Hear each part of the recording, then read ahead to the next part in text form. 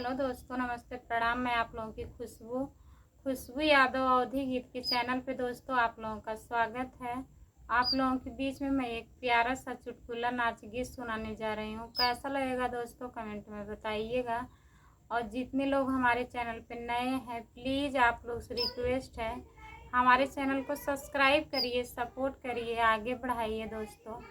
आप लोग अपना प्यार दुलार ऐसे बनाए रहें, सपोर्ट करें, तभी हम आगे जा पाएंगे दोस्तों। और कैसा लगेगा हमारा गाना कमेंट में ज़रूर बताइएगा।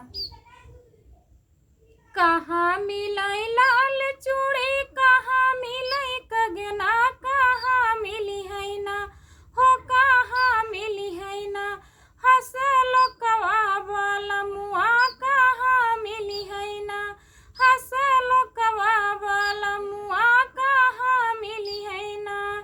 जौनपुर मिलाई लाल चूड़ी, बनारस मिलाई कंगना, ससुर मिली है ना हो, ससुर मिली है ना हंसलो कबाब वाला मुआ, ससुर मिली है ना हंसलो कबाब वाला मुआ, ससुर मिली है ना। कहाँ सोहाई लाल चूड़ी, कहाँ सोहाई कंगना, कहाँ सोहाई ना हंसलो कबाब वाला मुआ, कहाँ सोहाई ना हंसलो कबाब वाला मुआ, कहाँ सोहाई ना।